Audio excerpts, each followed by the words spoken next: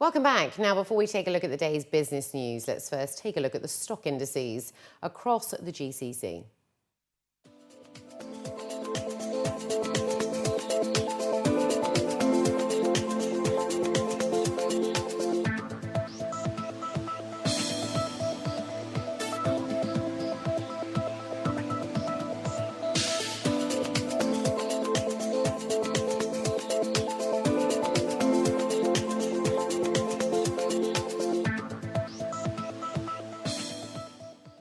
And in our top business story, while there are challenges, the much-awaited passing of the new SME law is expected to help organise and further boost the sector. That's according to His Excellency Engineer Sultan Saeed Al Mansouri, the UAE's Minister of Economy. The Minister of Economy's remarks came at the 4th UAE Conference on SME and Innovation, which opened today and focused on the future of small and medium-sized enterprises and their significant role in expanding the UAE's economy. The event was organised by the UAE Ministry of Economy, and senior officials stated that SMEs continue to be a priority of the federal government. His Excellency Al Mansouri, the UAE's Minister of Economy, said the SME contribution to the country's GDP is currently at 60%, and they hope to see more. With the UAE already classified as 4th in infrastructure worldwide, 3rd in the world for technology advancement and aviation infrastructure, 2nd in fighting crimes, and 1st in construction and real estate, His Excellency Al Mansouri says the environment needed to promote SMEs, as well as create an economy based on new projects, is very much viable. We have created a system by which some percentage of the purchasing of the government, the federal government institutions, will be coming, up to 10% coming from these institutions, from these small and medium-sized businesses. So this is one example. The other one in terms of the financing, which is a challenge again, as we said.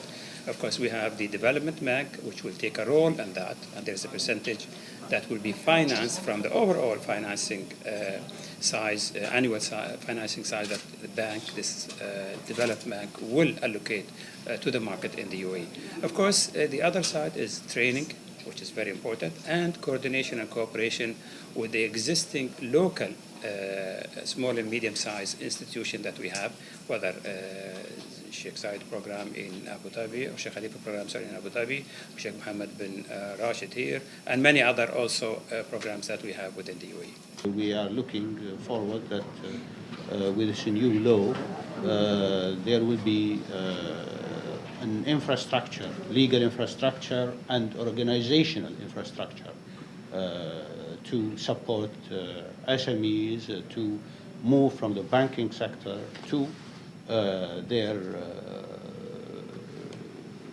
proper area. I think they have to be classified as SMEs, and they will therefore be supported by the government. The Minister of Economy also emphasised that the current success of the SME sector comes from the effective collaboration between local, public and private entities. Added to this are the international partnerships with countries including South Korea, Sweden, Italy and Canada, which are in turn looking forward to learning from the UAE's success story in many fields, including attracting foreign investments. His Excellency Al Mansouri also said that among the important initiatives that they're looking at are programmes to develop youngsters, to build capacity and to encourage more entrepreneurs among nationals and expats. One such programme will see a select number of entrepreneurs visit the Mars Discover District project in Canada. Initially, we would like to start with 10 because it's controlled better, and we could also evaluate the results out of that. But eventually, it could be open, because I looked at it from one side, which is mainly from the Ministry of Economy points of view. We had the Minister of Environment this morning also with that, and he had also other areas that he would like to cover in this cooperation. So maybe also for him and his team to be able to go and visit and see what we have seen there, and possibly also, since part of his team in there, it could be from central bank, it could be from different institutions of the UAE. The most important thing that we would like to learn is the process of creating the right environment of innovation here in the United Arab Emirates. Cross-fertilization of learning, I think, is a very big opportunity, and we've focused our energy so far on building a platform in Canada to help Canadian entrepreneurs, and now it's the opportunity to share that platform also globally, so we would be honored to receive some entrepreneurs from the UAE. We've seen a very great opportunity now for us, both of our countries, to work together to take those companies and build platforms, encourage SMEs and entrepreneurs in UAE to collaborate with our companies and then go to new markets. And we have brought with us for this very exciting week quite a number of great Canadian entrepreneurs and companies who are looking for partners here in the UAE so that we can strengthen each other and then be more successful for the export markets. Industry experts called for fuel diversification and innovative strategies in order to ensure regional energy sustainability at the second annual Arabian Water and Power Forum that opened in Dubai today.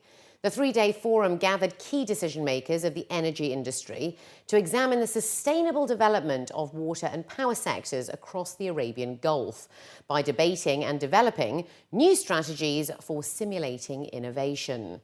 As the growth in population and rise in demand for energy remains a challenge, the forum focused on the government's role in energy security, whilst emphasising on the importance of energy sources such as hybrid energy, gas power, cost-effective fuel diversification and solar power generation for sustainable development.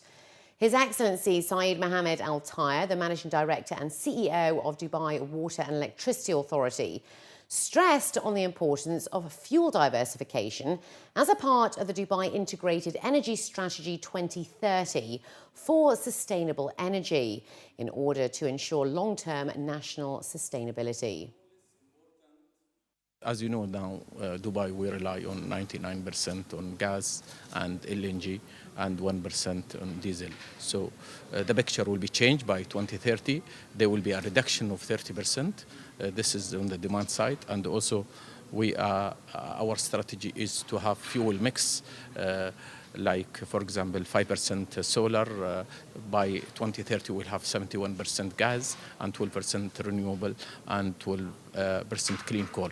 Of course, you cannot rely on one source. It is, I think, this is why we adopt. It is very risky to follow only to rely on one source. The idea is that to have different sources in order to eliminate the risk.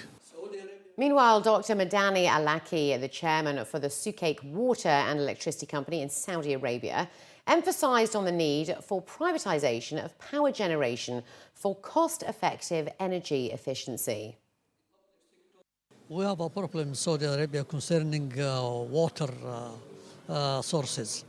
So the only way to guarantee water, enough water to the population is through the desalination projects. This would cost a lot of money.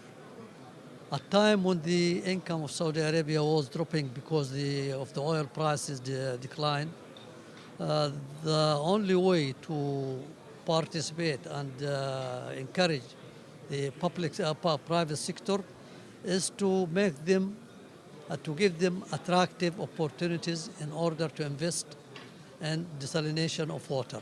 The UAE remained the top GCC consumer market last year, according to the latest report, and had the second largest trade volume after Saudi Arabia.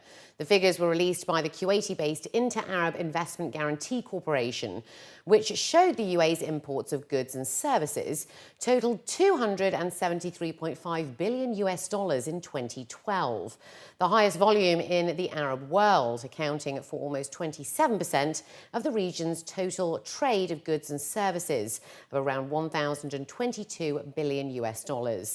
Saudi Arabia came in second place with imports of around $211 billion, followed by Iraq with nearly $77 billion and Algeria with $67. In terms of exports, Saudi Arabia came in as the largest Arab exporter, with the exports of goods and services totaling $410 billion, accounting for nearly 28% of the total Arab exports of around $1,446 billion. The UAE came in second with exports of around 314 billion, followed by Qatar with nearly 124 billion US dollars.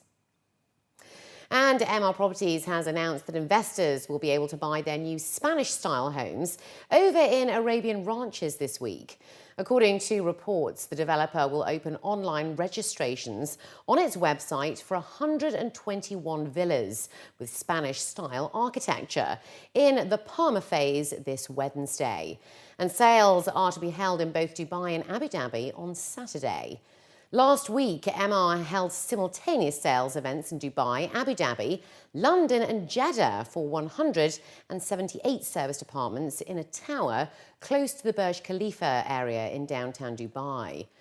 Other developments being planned include the Opera District in downtown Dubai.